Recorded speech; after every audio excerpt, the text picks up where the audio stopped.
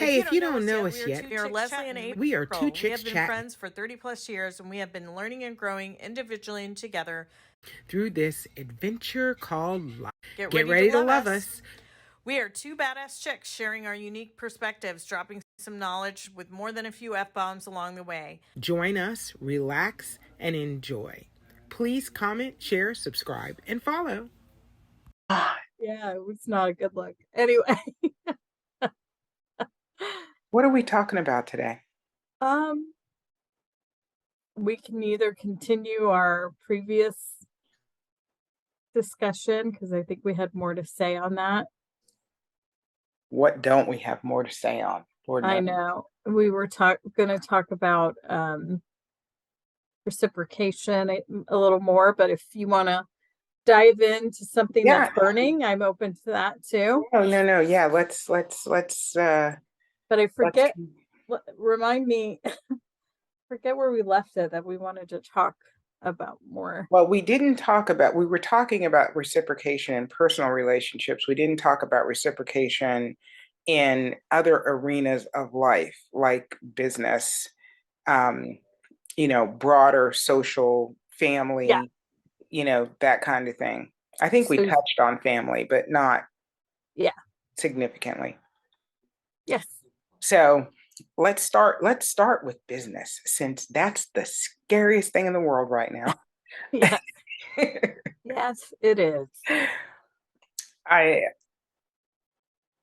I think this kind of, in my mind, goes back to Are we another. recording? Yeah, we're recording. Okay, good. Another topic that we touched on with business is intention.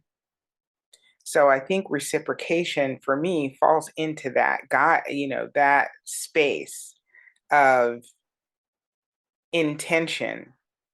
And if you don't have a vision and a mission and an intention in a business, then it's a anything goes kind of scenario. And reciprocation shows up badly in Right. customer service. Well, and if it's only about the profit, in that Yeah, scenario, there is no mission or vision, in my mind, right. because if And you just want to conquer the world with your product, then or service, then it's yes, not giving back to the community in any way or building any community or building any um customer base that will be loyal, and they don't think of it that way, but we need to start. It's the industrial revolution is over and it's time to all of us to start thinking about consequences, and part of reciprocation I think has to do with consequences. We have to talk about that because um if you're not reciprocating as a business into the community, then there's consequences later on down the road when it's you or another company or decision people are making whether they use your services versus somebody else. Now they have another reason or more deeply rooted reason to go to that other company, and even if it maybe even a little more money, um, because of their values, you want to utilize them. And I know you and I've talked about that a lot, and we try to buy local and utilize small businesses as much as possible. And hmm personally, um, but I just think the big corporations are missing out. I met somebody the other day through my group that I went to for politics, women in politics. And I met somebody who's building a company with a partner, and she is helping to uh, show companies how to be more mindful about what they're doing as far as not just internal culture, but community culture.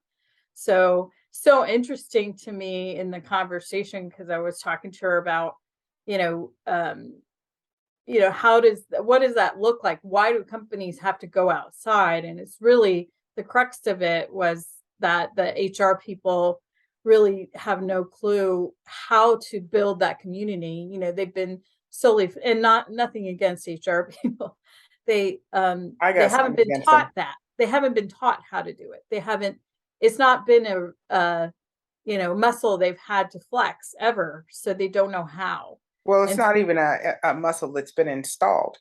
I yeah, mean, yeah, the reality when you think about when you mentioned the Industrial Revolution, when you go back to that, guys, when you start thinking about the way back machine and Henry Ford and the assembly line, yep, you know, that mindset has been perpetuated consistently throughout the growth of the information revolution.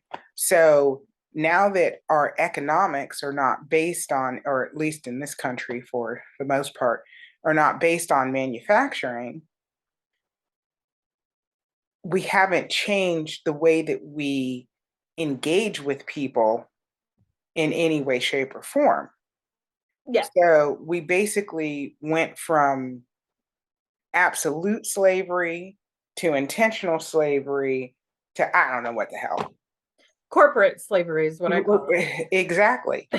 So it. it's like, you've based every sectional move on a model of enslavement in some way, shape, or form. Yeah, and the great, and not the great part, the interesting part is that most people don't even realize they're in that corporate slavery mode. I think a lot of people are waking up to that now because of the pandemic. It's really, uncovered our eyes about what can still be done even though we're flexible, right? So Yeah. that was never even thought of, or you had to do it this way, and you had to do, be there in person, and you had to do everything in a certain type of way, that left no ebb or flow or flex, for other ideas to come in and penetrate that to do it better. So I think we've seen that already, and I think a lot of people are not going back, including me, to being in office if we can help it.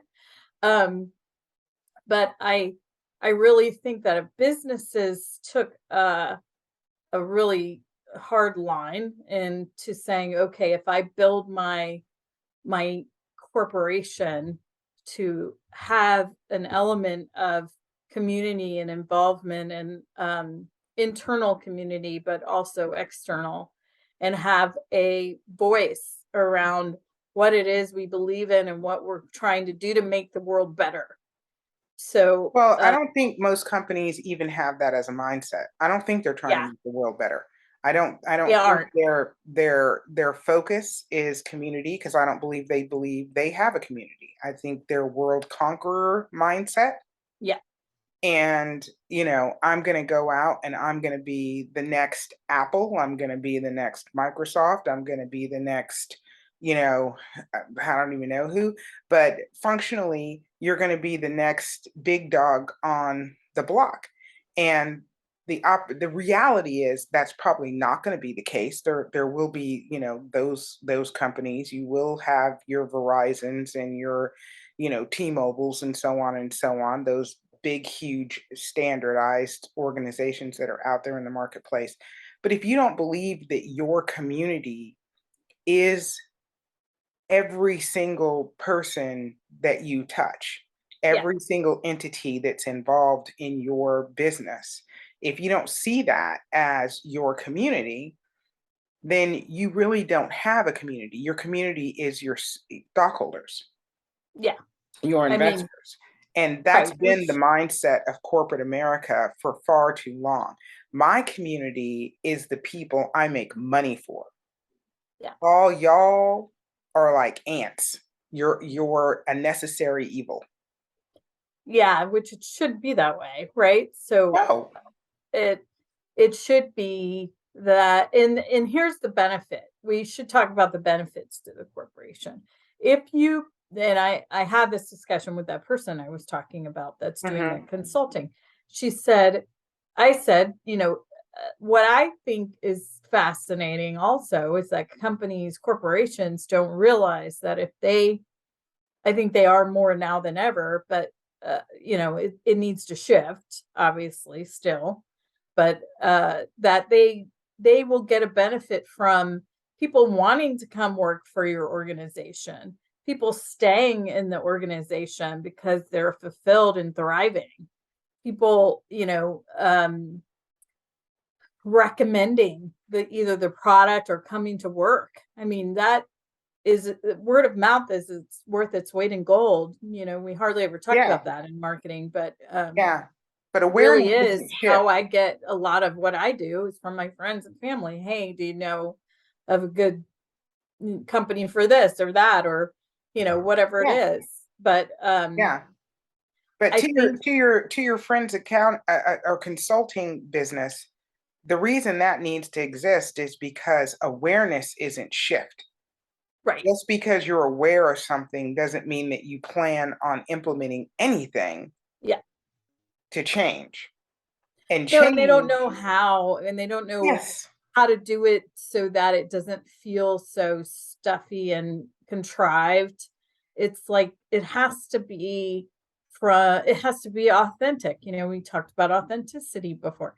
It has to be authentic to the brand and to the people that are in the company. It can't be oh, we're going to try this thing that helps to bring community together within the employees, and it can't be faked, because if it is, people will realize that, and it'll actually do the opposite. So it has to yeah. really feel like the people are involved with making the decisions of how their community is going to be built and what it will look like and what it will operate as. So uh, corporations have to kind of let go of that to let the people in their ranks build it themselves to what they want it to be. But And this is the difficulty. You haven't trusted them to do the thing you yeah, hired them to do. yeah. And now you're going to trust them to change the thing that you don't really want to change. Well, hopefully they do want to, but But they don't. yes, I agree. I agree. They don't want to unless they have to. And I think it'll eventually come down to dollars. I think that's where we're going, or at least I I hope think it'll that's come where we're down to going. I Yeah. think it'll come down to survival. I Yeah. think you're gonna wind up with employees who come to work because they need the money. They Well, and care less. that's usually the case. Yeah, but if you really want people that do what you said before, which is care about the company, care about the environment, feel like they're in a community, then Yep. you have to start somewhere building something that they can become, engaged with. And it's not going to be a basketball court in the parking lot or a really cool vending machine that Yeah. recognizes you by eyesight or Yeah. whatever. I mean, none of that is going to be long lasting. It's cool for about 18 minutes. Yeah. And then you realize that, okay, I went to that vending machine 14 times and I got charged $2.50 every single time. I'm never going to that freaking thing again. So, businesses have to learn how to care about more than the bottom line. And I Yes. think that's where the consulting can matter more than anything, is to teach them to focus beyond what the CFO says you're doing as a company. Yeah, and if you want to come to work and you want to participate and you want to be creative and you want to, think to the next level, you have to build that environment to create that. And that's what this person who's doing the consulting is talking about. You Yeah, have to build that thriving environment, but they're not even saying we know how to make this particular company that we're consulting thrive. We're going to have the employees tell us what would a thriving environment look like to you. And So, but then how do you decide whether or not you have employees that actually know what thriving is? Most people don't thrive in their own lives. yeah, that's a whole nother discussion. No, I'm just saying you're asking the people involved. Yes, you're right. It's going to be biased. I It, think, though, that some customization could come out of that. Like, well, for I example, if you're on the California coast and you have a bunch of surfers in your employees and they want, surfing time whenever there's a uh good waves coming for whatever reason, a storm or whatever, and they agree they get 5 surfing times a day, that a year, that they can all coordinate and agree, okay, today's the day because it's going to be good waves. So but if um you have a bunch of surfers working for you, you obviously run a business that has some base in surfing, yeah, which means those people, those people are going to want to surf. You're probably doing that with them. That's probably something that you advocate for. right, but The you don't thing want to that, make the assumption. So that's the whole point, is they have to figure out, have the candid, authentic discussion with the group. And not everybody's going to agree, you're right, but I think that's where these consultants come in and the upper management comes in. They know or they should know a few of their employees anyway, and that make it fit or work. I mean, obviously it's not going to be perfect for everybody, but it's going to be hopefully encouraging them to thrive, encouraging people to work there, encouraging people to want to come and, you know, know each other and know each other's families and hobbies. And, we're trying to do that in my own company, is yeah, we're trying to get to know each and other a lot better by doing different things that make us find out about each other. And and I think that's it's a great thought. I think in reality, it's not as great because people don't like people a lot of the time. I don't want to have to associate with you if I don't want to have to associate with you. How do you then focus energy and effort on the things that make me want to be part of this business? Because these mhm, people are only going to be so engaged and involved in my life. There'll be some people that are really engaged and other people that probably want to be engaged that I don't want to deal with. And so there's a lot of mix in that. yeah, I was talking to my daughter's boyfriend yesterday. He worked at FedEx for a while as a driver. And he said something to me. He said it was the worst experience of his life. And I said, why? Why would it be the worst experience of your life? I mean, like, we all think FedEx is a good company in our minds as consumers because they bring us shit we like. Um, but why would, as a driver, why would it be the worst experience? And he said, they give me a route and, I'm young and I'm athletic. They give me a route and it would be, so many packages to deliver in however many hours. And as he got faster at his routes, they kept adding more and more apartment complexes to his routes because of his physical ability.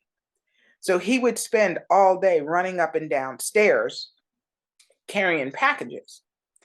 They didn't balance it out right. for him. And I said to myself, I said, I guarantee you that's a perspective that they don't get because they're doing everything looking at a computer Yeah. and saying number of packages, number of deliveries, this guy's really good, we're going to hook him up over here. Not realizing you're giving him, basically 17 apartment buildings to deliver to in an 8-hour time frame, and you're setting a pace Yeah. that is insane. So he said, I would come home every day so stressed out and tired and have to like soak in a tub and, just to get my body to feel normal and then turn around the next day and do it again. My God. No, thank you. Well, that's Exactly. that's really shame on him for not saying something No, no, no, no, too. no. It's not shame on him. He's an employee. He's 20. No, but you can still say something. But who teaches you how to go talk to your, higher up? When you're talking to a group of people who do the job you do, in the Yeah, morning, you go to work, you get your truck, yeah, no, I know. your I'm just truck gets saying, loaded. but that's You're the talking point. to a bunch of guys that are in the same position you're in. One guy who's been there 5 years and says, "Yeah, I said something, and I got nothing." They basically told me, "Suck it up." Well, then they're just perpetuating for him to do less. Well, but this is what I'm trying to get to is this is where corporate mindset is wrong and where they Oh could get a yeah. I whole mean, lot because he better. could go to his manager and say, it's wearing me out. I have to soak in a tub every night. It can barely move.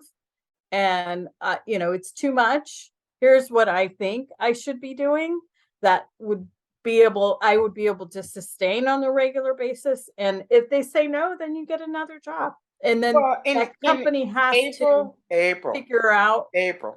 well, let me finish, Les. Well, That company has to figure out eventually, why are all these people leaving, and then take notice of their employees and do you think start that to do understand you what. think that's what Starbucks did this year? I'm not saying they're doing it. I'm saying this is what they should do. Okay. So here's where if we go back to the conversation start, If reciprocation. Yes. If reciprocation is a model in your business, then the goal is you will never set someone up for failure. The connection between the two, the staff and the company, Yeah, is symbiotic. that's right. And then you will have somebody, maybe an onboarding person, that would keep checking in to see, okay, how are you doing? How is the route? Are you able to sustain this? Give me some feedback. And they'll have some general numbers of what an average person should be doing, right? So every route's different. I'm sure it's objective, but um I think if they had that more of that dialogue going on of what people are doing and how they feel about it, that there would be room for, oh, okay, well, we can do this or do that, and how would that work? The Yeah, same thing for me. I mean, I experience it now myself. Like, I have to push back all the time in meetings, and I'm like, and who's going to do that? Because I don't have time. So, yeah, but this is in my mind. This is where the challenge comes in. Is the challenge comes in when business sees opportunity in someone who is being exceptional, and their goal becomes, let's be like a sponge and use all of that we can. yeah, And that's so you basically, wind up having an engine with no oil in it. Eventually it blows up. And then it becomes, we got to get rid of that person because they're no longer effective well, and bring gosh, somebody else in so we can burn them up. yeah. So the model of, Feeding the engine, yes, and it's the same thing we do the earth as well.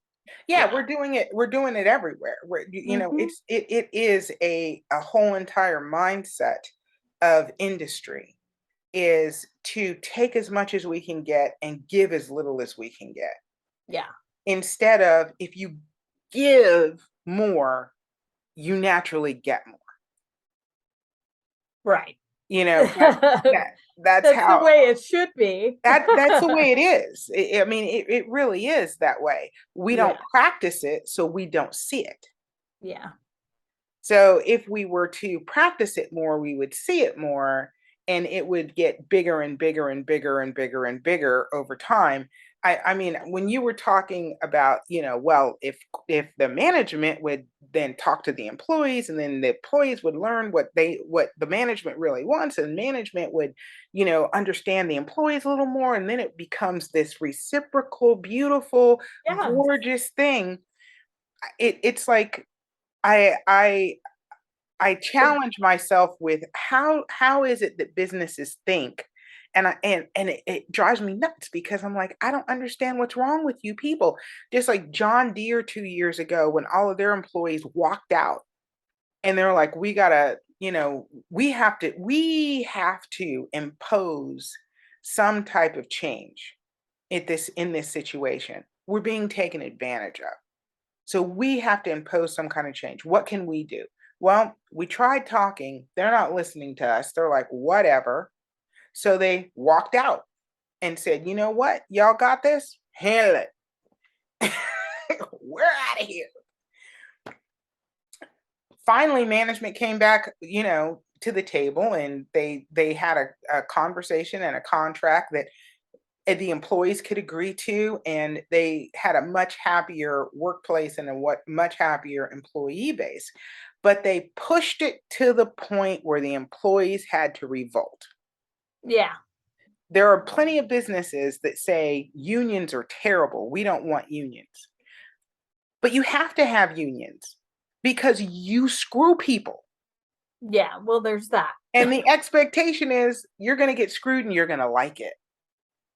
Well, it's about changing the mindset of the almighty dollar. And I know that's going to be hard for all the capitalist companies out there that want to get, scrape every cent of every penny by exhausting their management teams, exhausting the managers, exhausting the employees, exhausting the resources and where they get them from.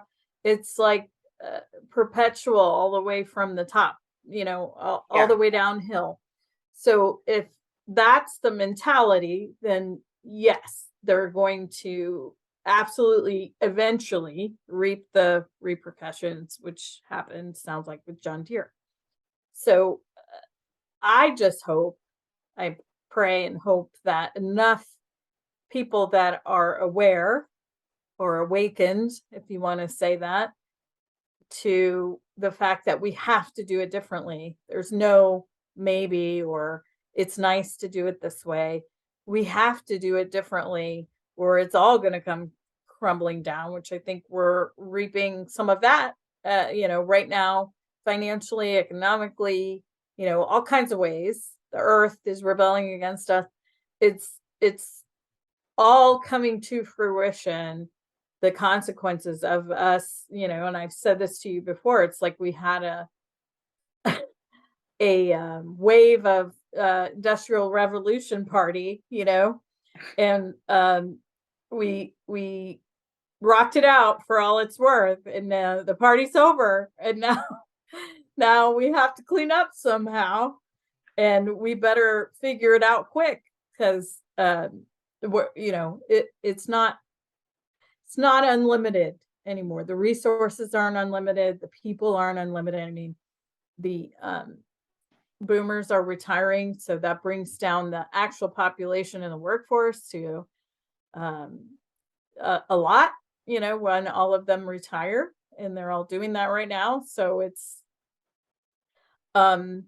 interesting that, all of this is coming at the same time.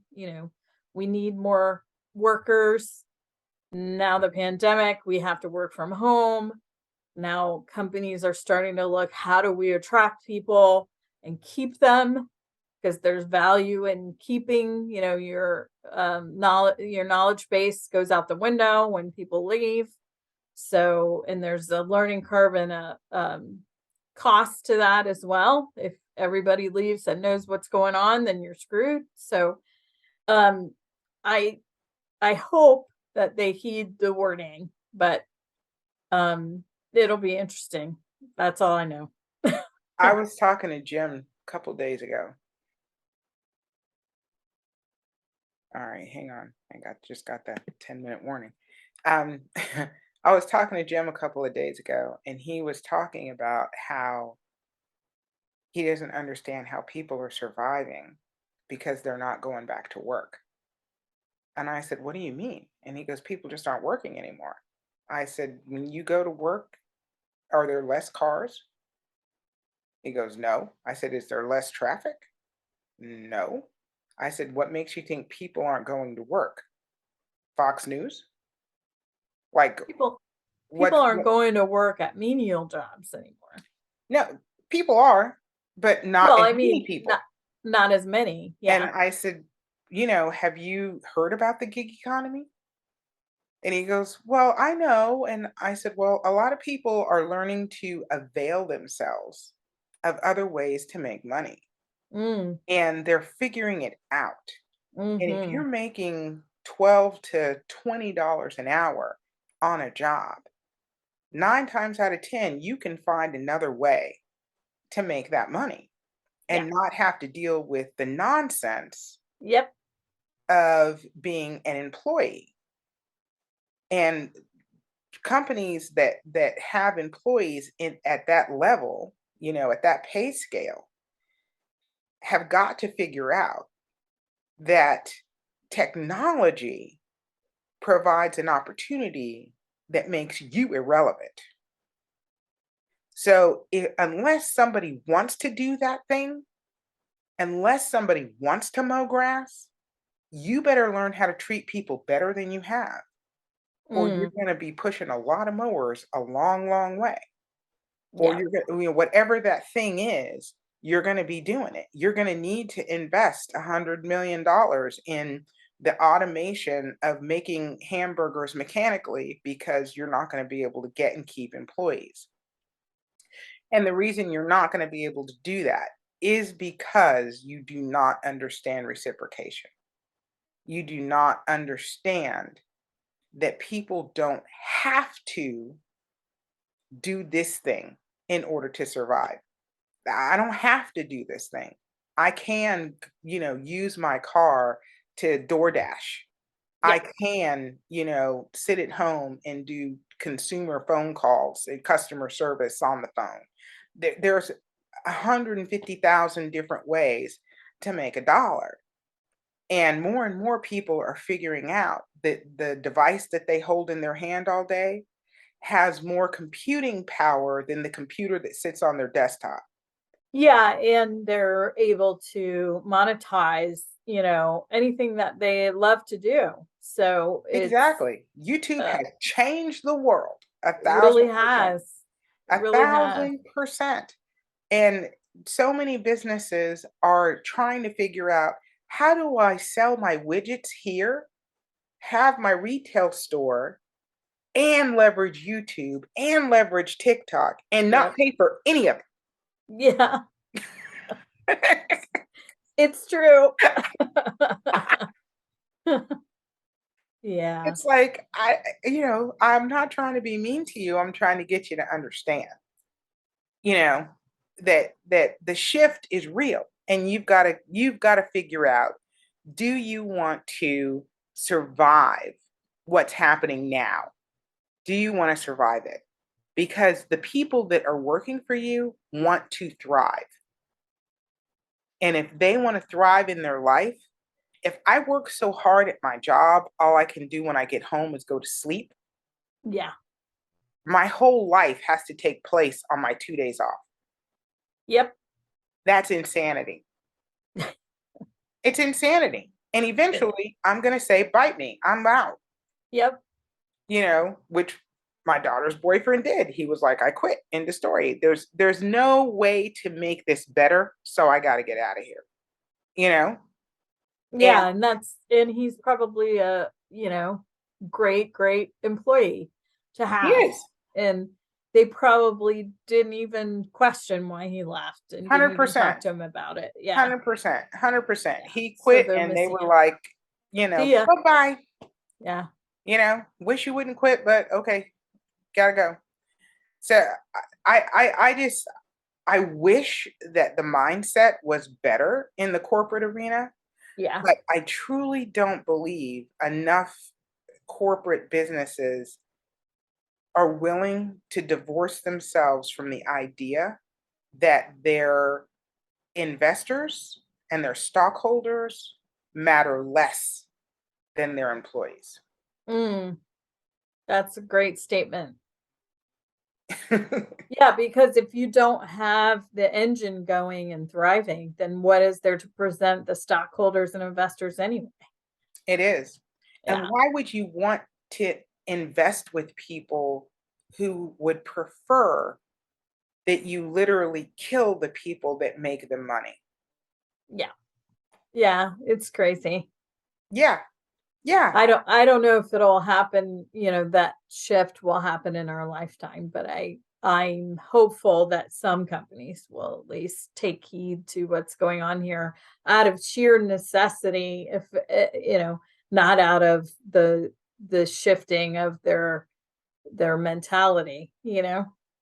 Yes. And I think it's going to happen. I think that when you look at people like Simon Sinek, you know, Maston Kip, the names just roll through my head, Jay Shetty, so on and so on. The reality is that the shift has to happen or the death has to happen, one Mm, of the two. And as consumers, we all are consumers. It is what it is. But as consumers, we've got to come together and decide who we're going to kill, which companies we're going to say you need to just not be in existence anymore, yeah. because you're perpetuating a model that means we only matter if we bring our money. Yep. It's true.